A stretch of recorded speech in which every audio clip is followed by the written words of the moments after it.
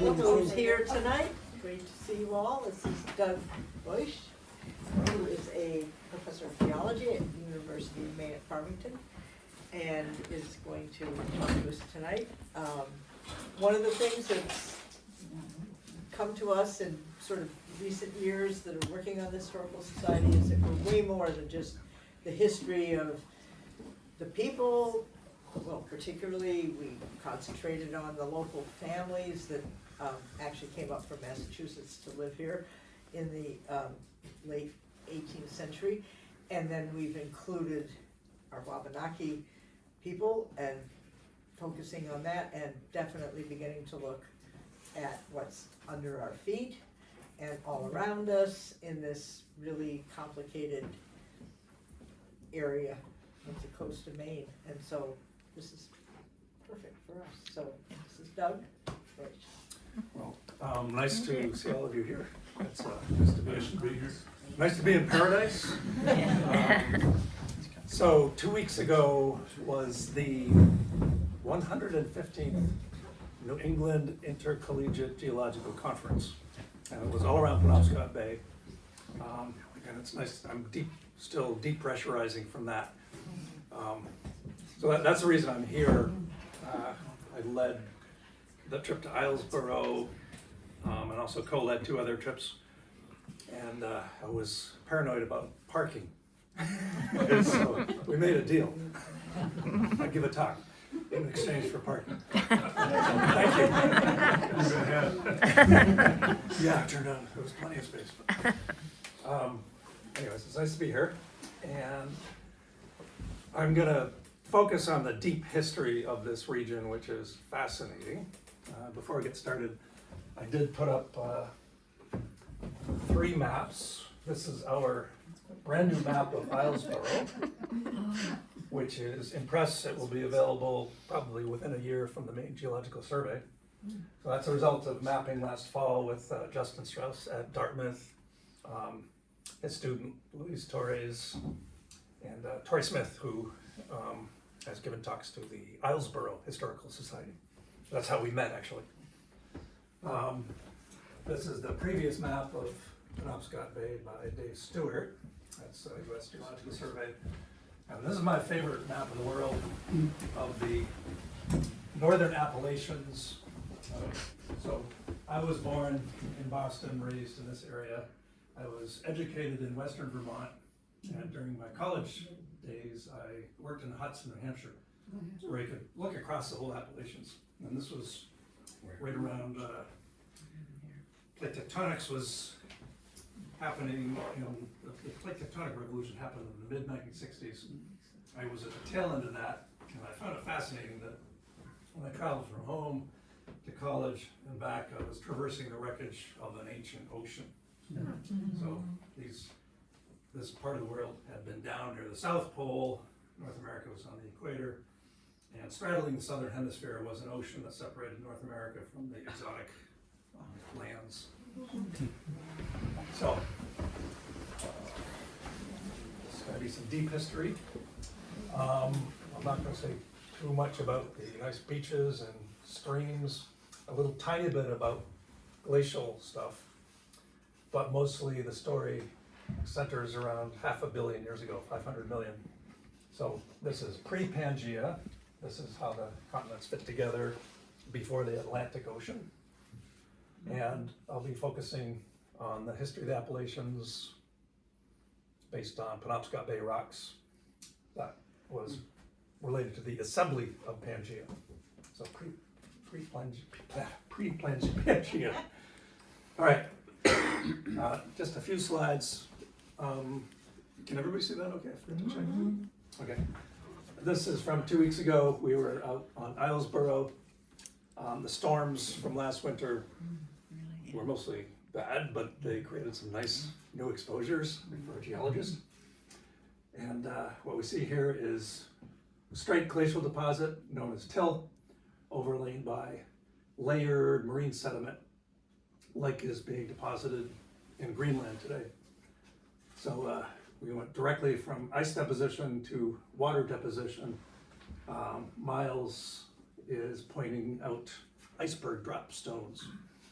So this is significant, but interestingly, the glacial geologists were the first to discover that the Earth, that underneath the rigid outer lithosphere, there's soft material, weak material. So that makes it possible for the continents to move around. Here's a better picture. This is over near Bar Harbor, but you can see the evidence of glaciers, and then the day the glaciers receded, Maine was depressed by the weight of the ice.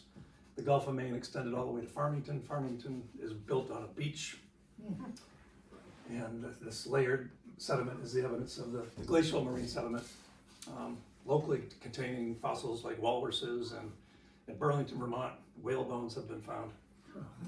So this is the evidence that the weight of a glacier can depress the lithosphere well below present sea level, so that when the ice left, the Gulf of Maine extended all the way to Farmington and Millinocket, and then over 1,000 years or so, the land rebounded to its present level.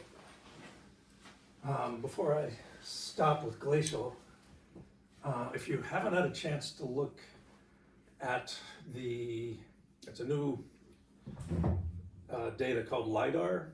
So the Maine Geological Survey has the Maine LIDAR site, and it's just awesome high resolution topography. So I just took this image, it's up near, so this pitcher pond, it's in this area. There are dozens of these little ridges, which are probably 1 to 2 meters high. You would barely notice them in the woods. These are moraines where the glacier was parked. And they're probably annual moraines. What's that word? When a glacier stops and deposits a ridge of material, that's known as a moraine. So if you could date, they're probably annual. That's one season, the next year, the next year, the next year. They're called washboard moraines, and they document the fairly rapid retreat of the ice across Maine. Okay, we're going to go back 60 years to 1964, and that was the year. So how many of you knew that Hank Williams was a geologist? Who's Hank Williams? So Hank Williams was both a geologist and a musician. This Harold Williams grew up in Newfoundland. He was the first geology major at the new Memorial University, and he was in the right place at the right time. Got a job with the Geological Survey of Canada and started mapping Newfoundland. And by the time 1964 rolled around, this is still pre-plate tectonics, he had put together a picture of Newfoundland. So on the west coast, there's all kinds of shallow water fossils. It was a shallow low water platform. And eastern Newfoundland, known as the Avalon Peninsula, was another shallow water platform. But in between, in the central volcanic mobile belt, it was mostly, the rocks are mostly deep marine, volcanic, and sedimentary rocks. So he wrote this paper, The Appalachians in Newfoundland, a two-sided symmetrical system. So deep water in the middle, shallow water on either side. And then 2 years later, this is one of the most famous papers that came out of plate tectonics. Tuzo Wilson was actually on Hank's PhD committee, and he wrote a paper that was published in Nature. Did the Atlantic close and then reopen? So he was the first person to really put the evidence together that there indeed must have been an ocean separating western Vermont and western Newfoundland from southeastern New England and the Avalon. So he based it on fossils. So there are warm water fossils in Vermont, and there are cold water fossils in the Boston area. And he reasoned there must have been a big ocean barrier between them. So indeed we know that southeastern Mass was down near the South Pole when western Vermont was at the equator. And in between was an ocean the size of the Atlantic. And one night Hank said, Tuzo didn't know a goddamn thing about fossils. He was a geophysicist.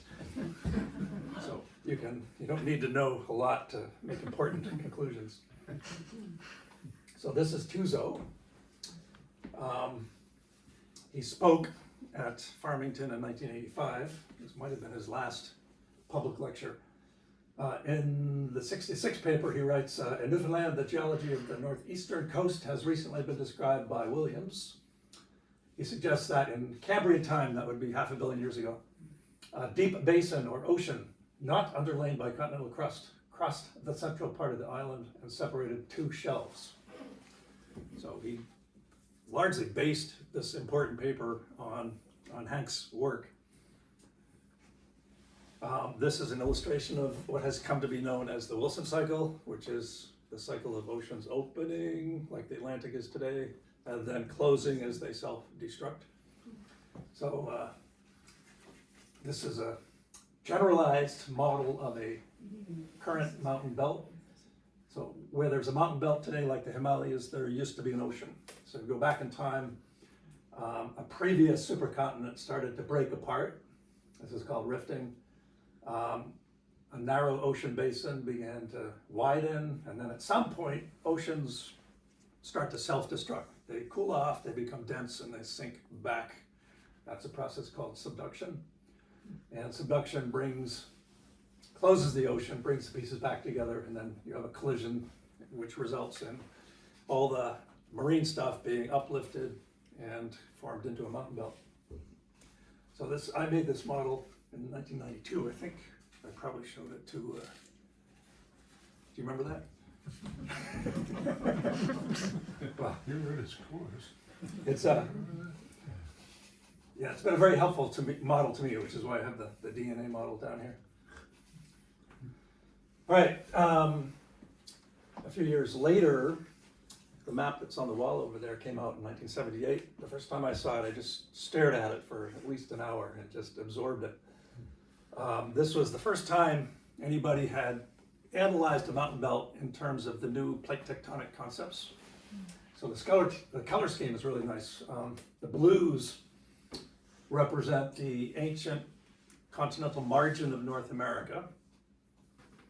And the greens, the black and the green, are exotic rocks that were subsequently added on to enlarge the North American continent.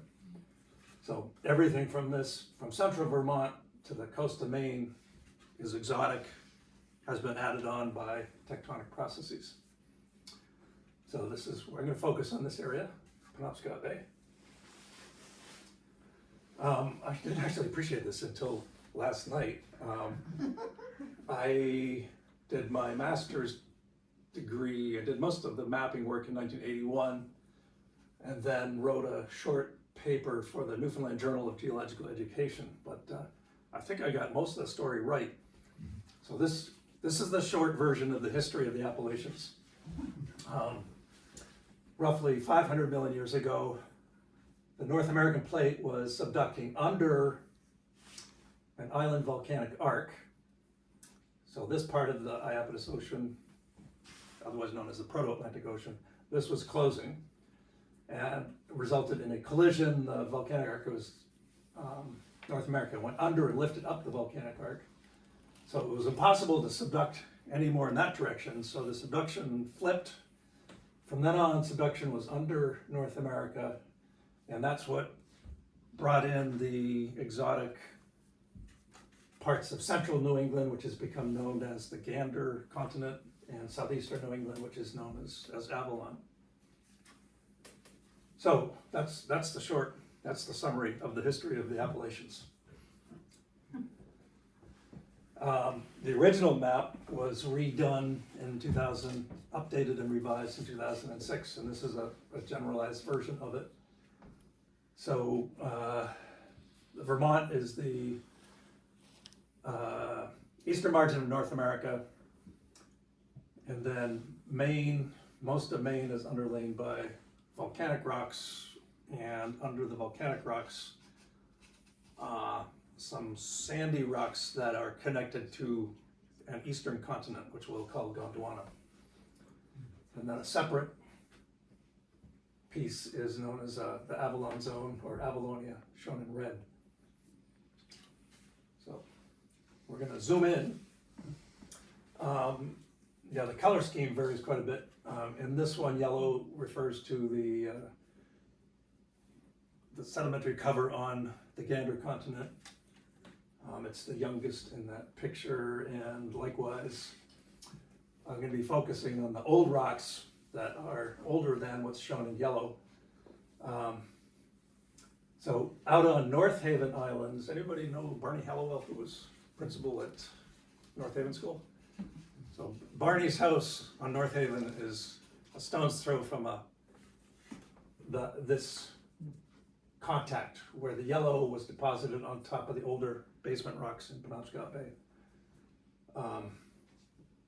And this sequence is part of what's known as the coastal volcanic arc that stretches, it includes Final Haven, Mount Desert Island, and it stretches up to Newfoundland. It was a very long volcanic arc full of calderas like the Final Haven caldera. And then this is the Bucksport Formation, which is where the last ocean disappeared. And we're gonna go back and look at the older rocks. Before we do that, just one slide that shows some of the North Haven geology. So we're out on North Haven. There's Barney's house here. There's a very important contact where the younger rocks in yellow were deposited on deformed volcanic rocks, shown in green.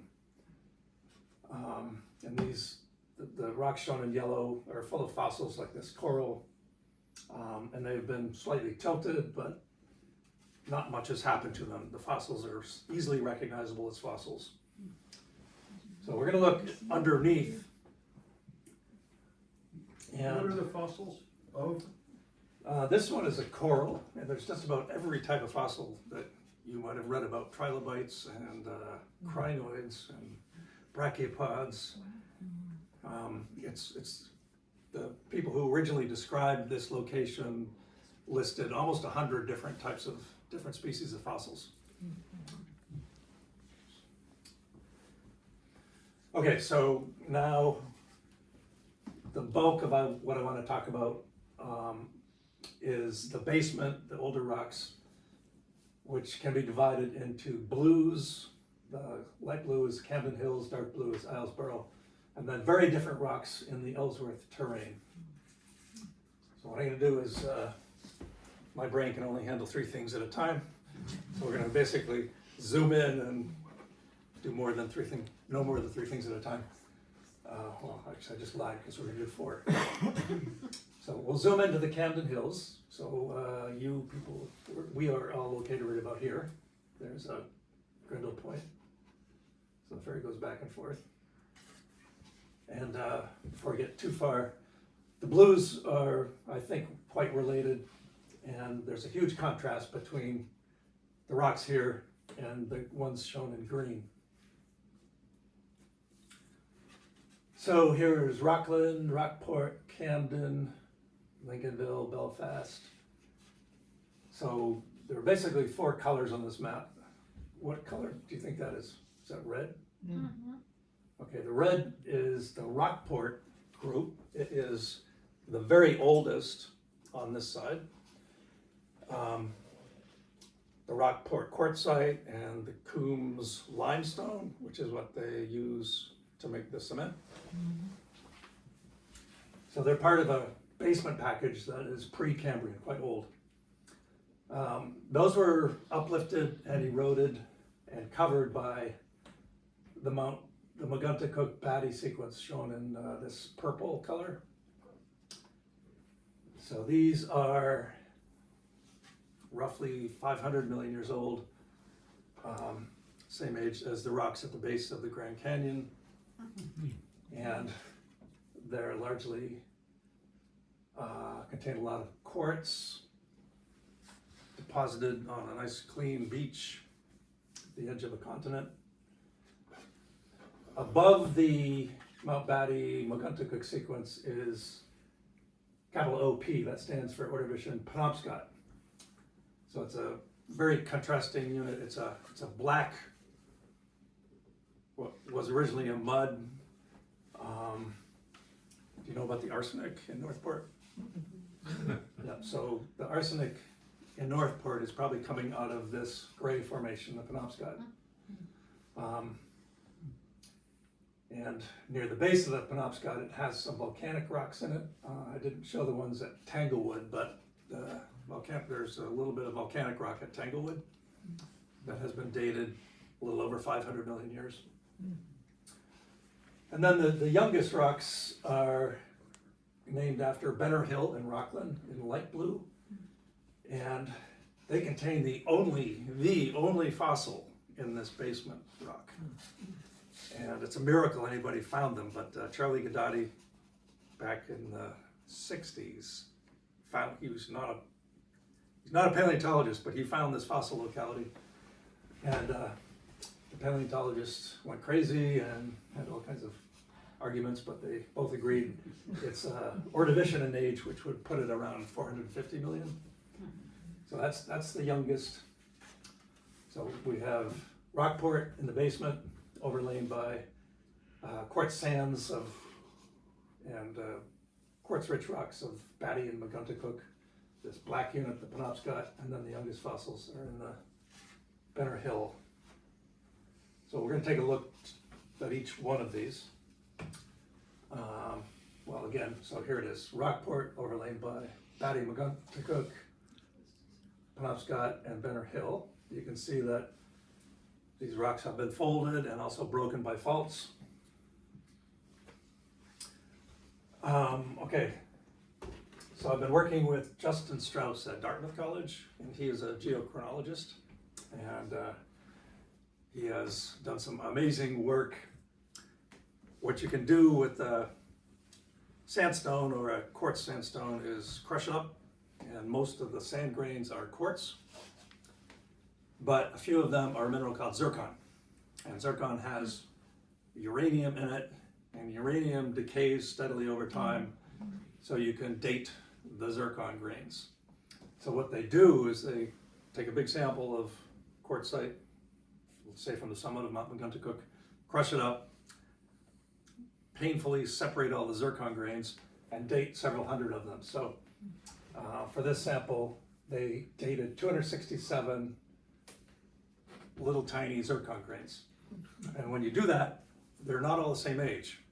So they range from more than 800 million back to almost 3 billion. So this is an important new technique. It gives you a minimum age. So the sediment can't be older than the youngest zircon. So the maximum possible age is about 800 for the Rockport quartzite. It might be younger, but it can't be older than 800. And it also enables you to correlate rocks here with rocks in other places. So to me, this age pattern looks exactly like this age pattern, but this sample is from West Africa, from Mauritania. So it enables you to make far-field connections. So the rocks under our feet have been all over the place and may have been originally connected to ones in Africa. All right, so this is the next layer up. This is Batty, Mount Batty conglomerate. So it's a beautiful rock made of pebbles of quartzite at the base of this Batty Maguntacook sequence, it records a beautiful passive margin like South Carolina beach or like the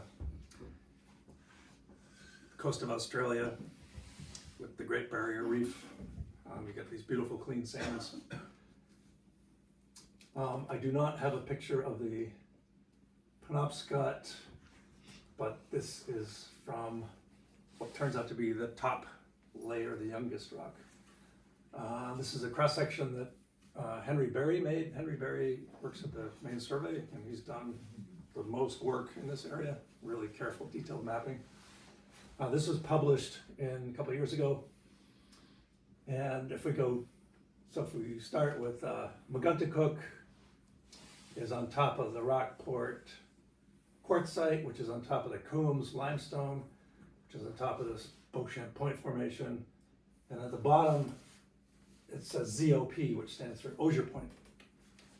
So you would probably reason that since this is at the bottom, it would be the oldest, because there's a lot of superposition, says what's on top is younger, what's on the bottom is oldest. But we were doing quite a bit of field work during COVID, and along this thin blue line, there's a whole bunch of sheared rocks, which led me to believe that there's a fault. And Justin was able to collect zircons from the bottom unit, and they turned out to be the youngest zircons. So all of these old rocks have been thrust up and over the youngest rocks. And that means there was a collision. So we have these rocks with the youngest zircons formed in a collisional basin and document, I think, an unappreciated collisional event that hasn't gotten any attention in the literature. Yeah, so that's the spike of zircon that's coming from an uplifted volcanic terrain at about that time. And to make things even better, near Benner Hill, the only fossil is at about this position. And then the style of sedimentation changes. It goes from shallow water to deeper water. And then there's an influx of dirt. So we collected another sample from here, and sure enough, it also yielded a spike of very young zircon, which means something volcanic nearby was suddenly lifted up and eroded and shed zircon grains into a new basin. So this is evidence of I've toyed with calling it the Rocklandian orogeny, but so just to sum up, the Rockport sequence is probably older than 600 or 700. The Batty and Maguntacook is Cambrian, that would be in the 500s. The Penobscot has volcanics near the base, and I don't want to say too much about that at the moment. And then this is the single fossil locality. And then at this point, there's an influx of dirt containing zircon from an uplifted volcanic terrain. So I'm going to shift to Islesboro, which I think is the deep water equivalent of the Camden Hills sequence. And a little bit of previous work. The U.S. Geological Survey made a beautiful map of the Penobscot Quadrangle back and published it in 1907. Really nice work. So they defined some of the units. Dave Stewart spent much of his career trying to refine that work. And then this is the map that is being reviewed right now, actually past review, and it will be published fairly soon. So that's a rough draft version. So all of these stars are places where Justin has collected samples to do geochronology, and it's super important to have dates. Yeah. What are the dotted lines? These ones? Yeah. So, faults. Okay. So there's, Dave Stewart thought there was a big fault, kind of like the San Andreas fault, between Lincolnville and Grindle Point. And then these would be splays of the main fault. So this is actually controversial. Just some of these faults are real. How significant they are is so Justin is from California, where he's seen how the San Andreas has done a lot of damage. He thinks they're pretty important, and they probably are. He's a pretty smart guy. Yeah, so you can see these are faults that Justin has drawn on the map. There are little ones cross-cutting Islesboro, and then the big one is underwater on either side. So there's been a lot going on since in the last 10 years. Back in 2014, I knew that there were Precambrian rocks on Islesboro. That's not anything new. Has anybody heard of snowball earth? Yes. So there's very good evidence that twice in late Precambrian time, the whole planet froze. It would have been the worst environmental crisis in Earth history. And this was roughly 600 million years ago. And that's roughly the age that we thought the Islesboro Formation was. So we went out to look for evidence of snowball earth. And it was kind of a dead end, but I went out with John Slack, who is a retired United States Geological Survey. He's retired, lives in Farmington. And he just grabbed a sample from Hutchins Island, just north of where the movie star John Travolta lives. And we were shocked when we got the results back, because the sample he collected from this quartzite had no zircon younger than 1.8 billion years old, which potentially makes it the oldest rock in the Appalachians. So we published this, and it generated, it's been cited pretty widely and has generated quite a bit of interest. Got Justin excited about working here. Yeah, this is 2015. These guys are, my twin daughters are turning 20 on Monday. One of them is taking her second geology course. So, yeah, we were shocked by those results. The first talk I gave to my students, I titled it Surprise Burrow. All of the results we got back were unanticipated. So underneath the quartzite is marble, which may be the same as the marble in Rockport and Rockland. On 700 Acre Island, beautiful, almost penny-sized garnets. So these oldest rocks have really, they've gone down 25 kilometers, been heated up. Big garnets have grown in them. Did anybody see the Down East paper? There was an article on 700 last year. Yeah. Yeah. So, to be clear, that marble is younger than the material over it, right? The opposite. So if we go back, the marble is actually, in Rockport, it's under the Rockport quartzite. And on Islesboro, it's underneath this quartzite. Yeah. So this may actually be the oldest, because it's at the very bottom. So we have marble in Lincolnville as well. And it's very distinct from the Rockport, what they call limestone. But it's marble, it's been metamorphized into marble.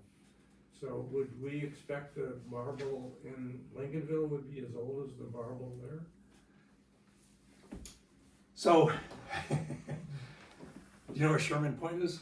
Yeah. Yeah. So there are blocks of marble in the Penobscot Formation, Yes.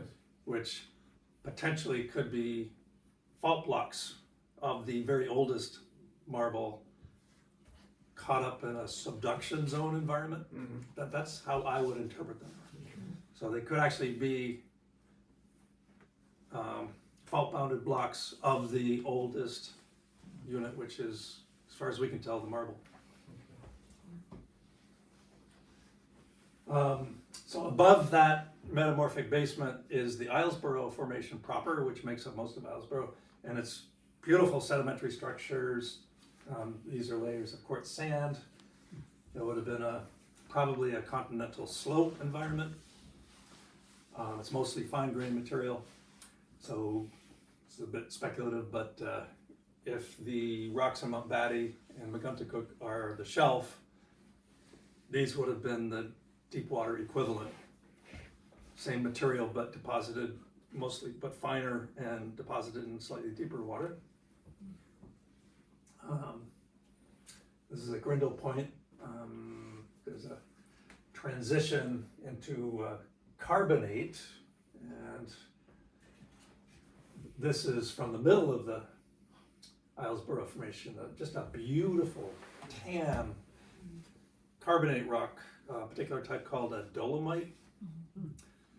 So it's a magnesium, calcium carbonate, just awesome fine laminations that suggests somewhat deeper water environment.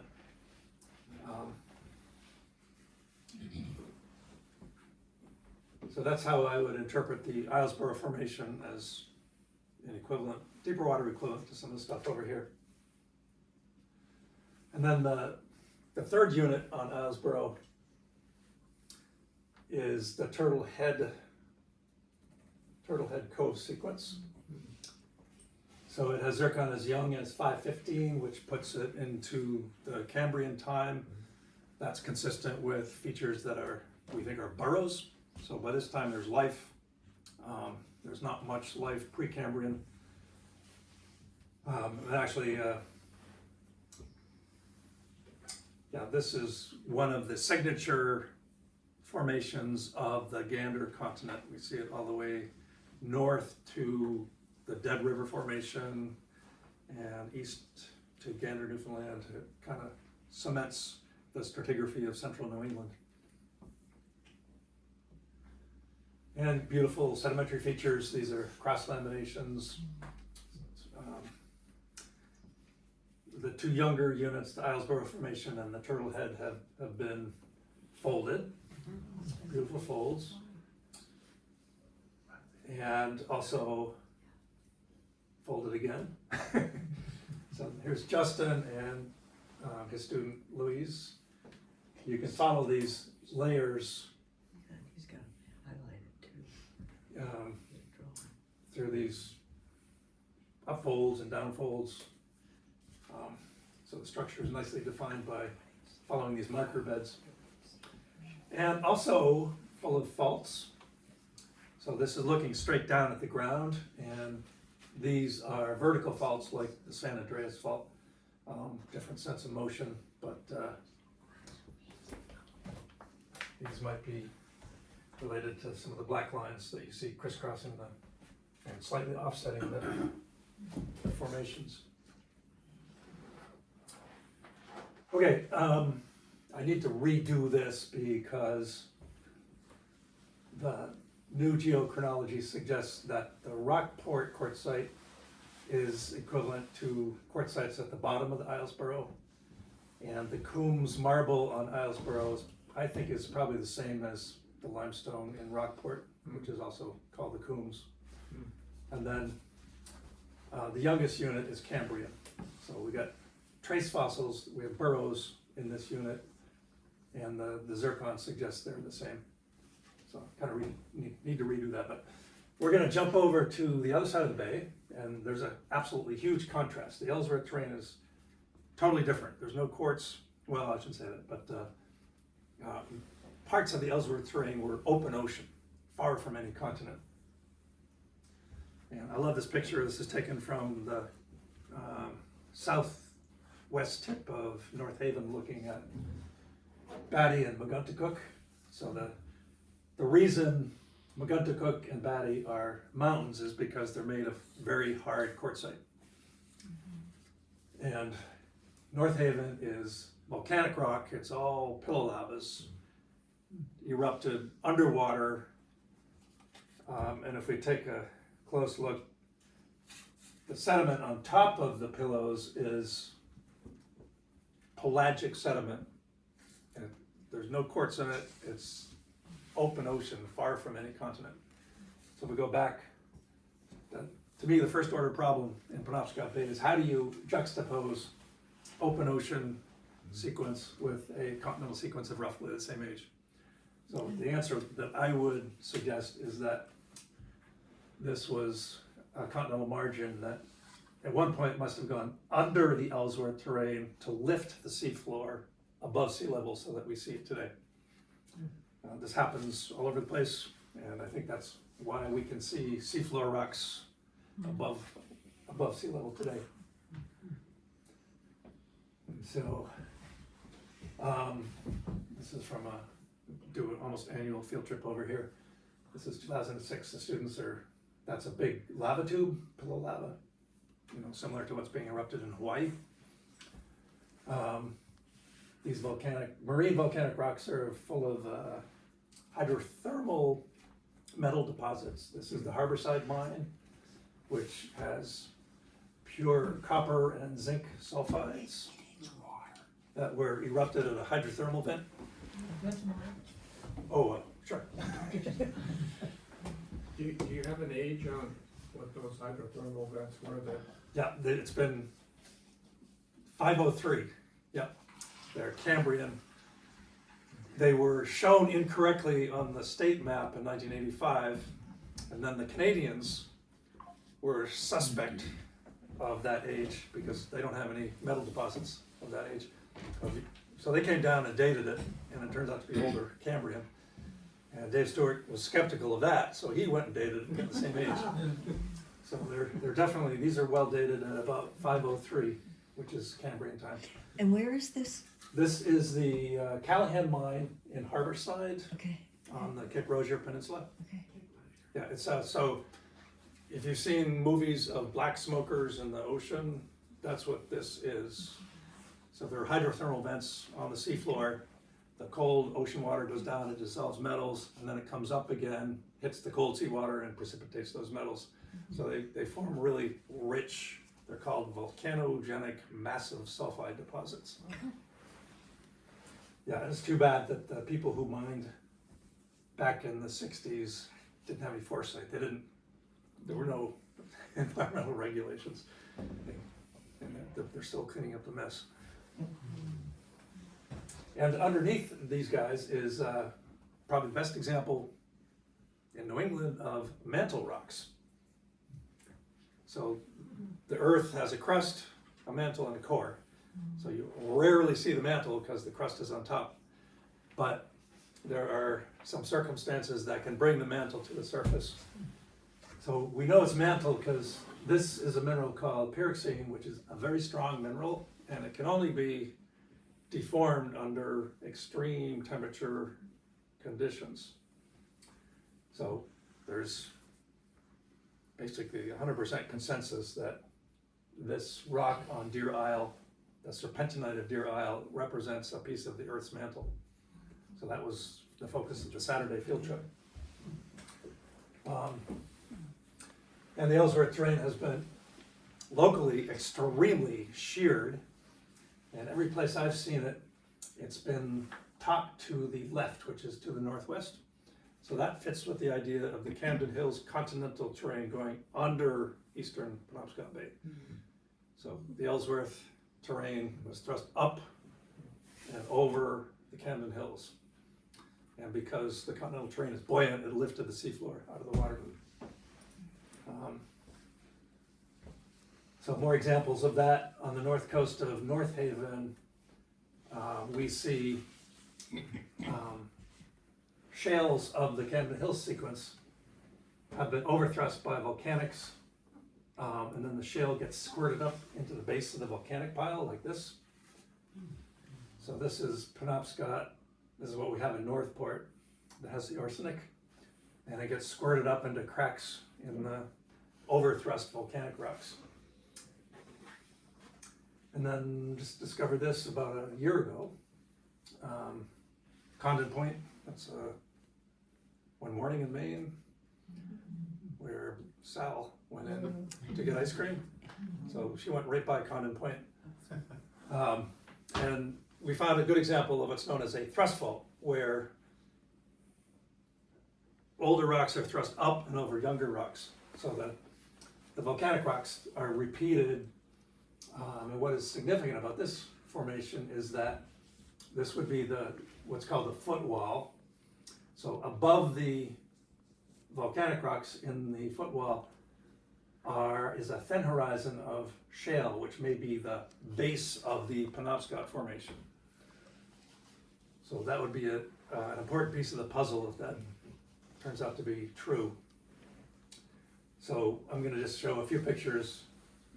The volcanic rock overlaid by green-black shale, and then the very sheared up rocks along the fault, and then the repeated volcanics. So these are the pillows in the footwall. Sorry. just like you would see, just like you would see if you went to Hawaii. Beautifully preserved. This is the green-black shale that may represent the bottom of the Penobscot Formation. And this is what a fault does, it shears up the rocks. And then in the hanging wall, we have more volcanics. This is an amazing example of a lava tube that splits, so you can tell exactly which way the lava was flowing from left to right. Oh yeah, and up in the upper right is Phil McCausland, who is now at Yale. He's trying to do paleomagnetic studies. So it would be great. You would expect you can determine the paleolatitude. So if he can get this to work, it's likely that he's expecting to get paleolatitudes of like 50 degrees south of the equator, something like that. Do we have any of those tubes or pillows on this side of the bay? Not that I know of. I haven't seen any. Yeah, there's volcanics in the Gushy, and there's volcanics at Tanglewood, but they're kind of messed up. All right, so I'm going to try to summarize. Okay, time-wise. 1, 2, 3, 4. So Camden Hills and Islesboro is a continental sequence with some possible connections to Mauritania, West Africa, and Morocco. 2 is the Ellsworth terrain, which is seafloor that was parts of it were far from any continent. So I think 1 went under 2 to lift up the seafloor. Together they were accreted to North America, so this is the Bucksport suture along which these rocks were accreted to North America. And the whole region was uplifted, eroded, and then the Vinyl Haven sequence deposited on top. So the last slides are taken from a recent paper by John Waldron. I'm on it because I knew something about the rocks in Maine. John Waldron is an encyclopedia of Appalachian tectonics. So this is a possible reconstruction about 460 million years ago. So that is the South Pole. So the supercontinent known as Gondwana is centered on the South Pole. There's ocean between Gondwana and Laurentia. And you need to, so the 3 pieces to look at closely. This would be the Camden Hills right here. It's called the St. Croix terrain. This water to the north is the Bucksport, what becomes the Bucksport Formation. And then Avalon, this would be southeastern Massachusetts. So these pieces are going to be accreted sequentially to North America. So I'll show you how that works. So at 460, the first exotic rocks had already been accreted to Vermont. It's called the Moortown terrain. That's the first bit of the Gander continent.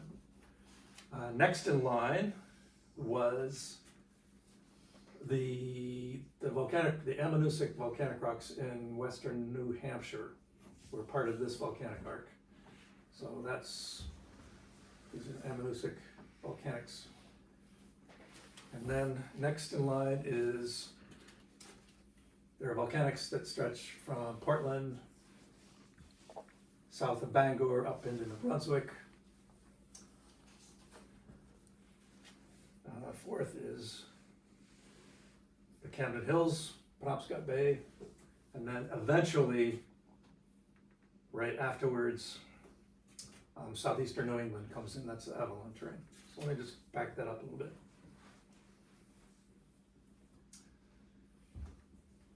So the rocks in central Vermont, the volcanic arc represented by rocks in western New Hampshire, the belt extending from Portland to New Brunswick, Brunswick to New Brunswick, your bedrock, and then finally southeastern Massachusetts. And when southeastern Mass comes in, it wreaks havoc. It's what causes most of the deformation across New England. And, yep, so that's how the Wilson cycle can be applied to understanding this area. Yep. Has there been an estimate made of how much erosion has occurred, or the depth of that erosion has occurred since that formation was created? So the rocks that were down deepest are on 700 Acre Island on Islesboro. So they have big garnets, and a fellow at Amherst found a mineral called kyanite, which is a very high pressure mineral. So he thinks they were down 25 kilometers, which means you had to erode 25 kilometers. But that erosion was pre-650. The younger rocks have been down a bit, but not that far. And actually, somebody needs to work on the metamorphic rocks to answer your question. All right. So, little tiny bit on the future. These are 3 of my students. We wrote this article. It was published December 12th last year, and it presents a possible solution to the climate problem. So I can sum it up briefly. The mantle rocks are mostly a mineral called olivine, which is mostly a magnesium silicate, which works as an antacid that can gobble up all the CO2. There's a little bit of iron that is loaded with electrons such that it can turn water into hydrogen. So this is a natural process that happens in the ocean where the water that comes out of these vents is antacid and there's hydrogen. So you could potentially collect the hydrogen as a source of clean energy, sell it, and fund a major carbon dioxide cleanup operation. So, and if you could figure it out in one place, the transform faults out in the ocean are, a lot of the ideas for removing CO2 are great, but you can't scale them up. So this is a setting where you could scale them up. So that's, you can find that online by going to EOS, and then my last name will get you there. All right, that's it. Thank you for your attention. Thank you. Yes? I'm just curious, these maps that we have are so finely detailed, zigzags left and right, and it's all over the place. What kind of data collection goes into being able to create that kind of detail? Is it strictly boots on the ground with people? A lot of work. Yeah. So I was out here most weekends last fall, and Justin and his student, they spent a lot of time, and yeah, Justin in particular has a very experienced mapper, and this is only a small amount of the data. These are representative symbols that indicate we were at an outcrop and measured the orientation of it. Yeah, so yeah, I was really impressed. I thought I was an okay mapper, but Justin is a fantastic mapper. Is there any place for satellite imagery, or, I mean, it's only looking at the surface, but does that play a part in the data collection? Yeah, How about so core drilling? so my approach to mapping is pretty old fashioned. I grew up having a topo map, and that's all I had for location. But now we have GPS, and it makes it a lot easier to locate yourself. And Louise,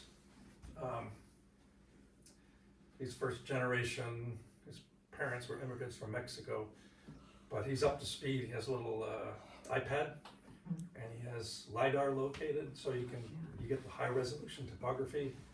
If he wants to see what other people did in the past, he can pull up the old maps. So he's got just a ton of information on his iPad as he walks the coast and also inland. So yeah, the things have improved quite a bit, especially with the GPS really helps you to locate yourself precisely. It's still an art, and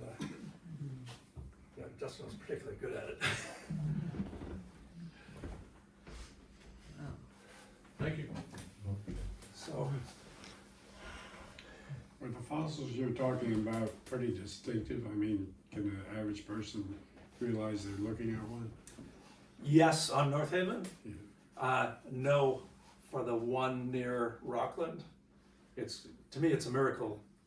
Anybody saw One that? single fossil? Well, there were a whole bunch of them.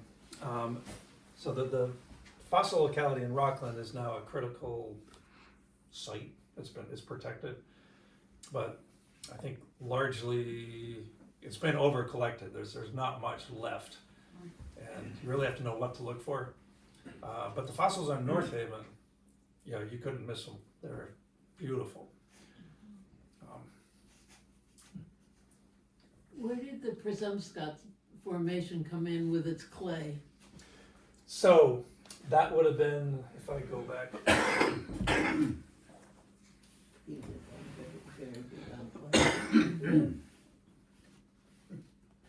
you do any pottery? I'm making He's making bricks. bricks. I'm making bricks.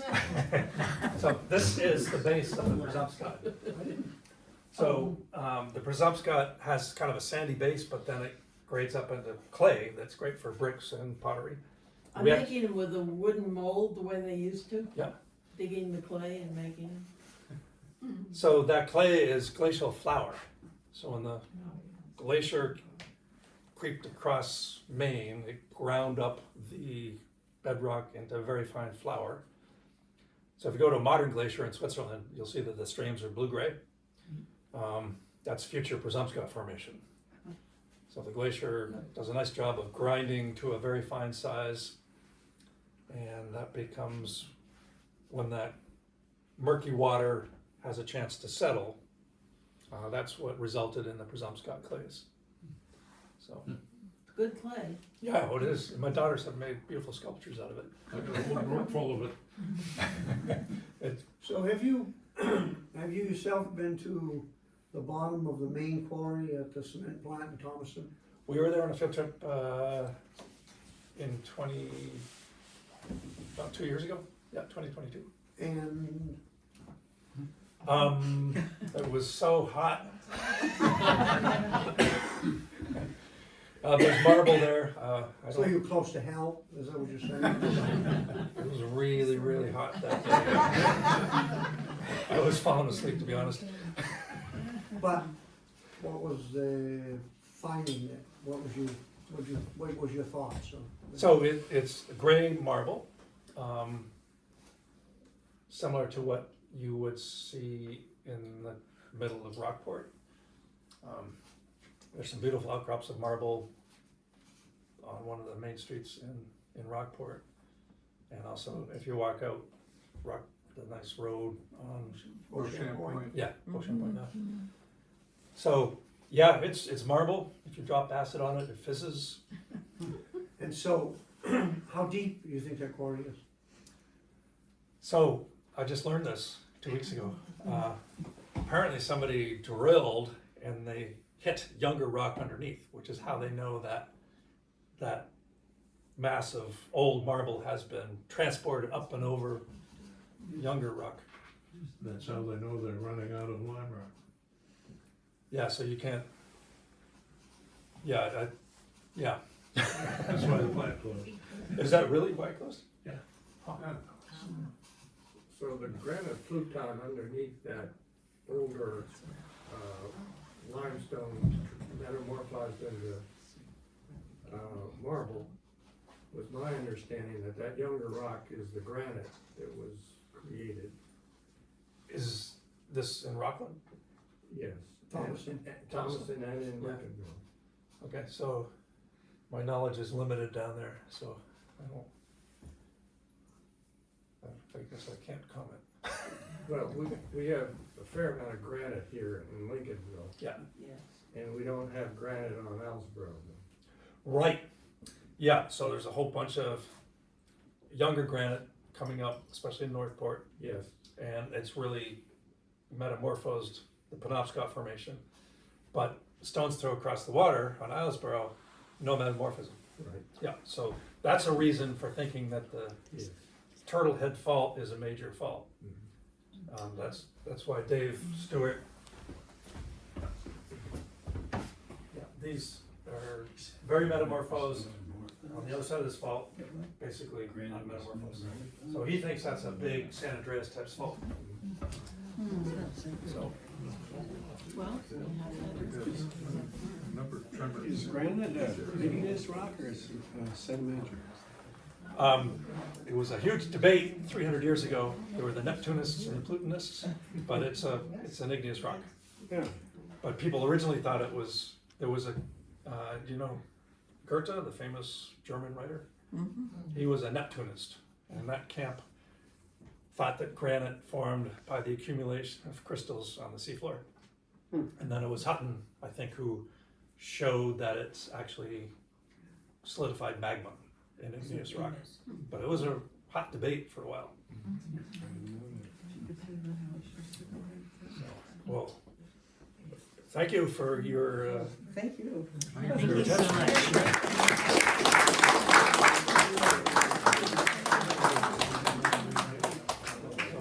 I can answer more questions if people want.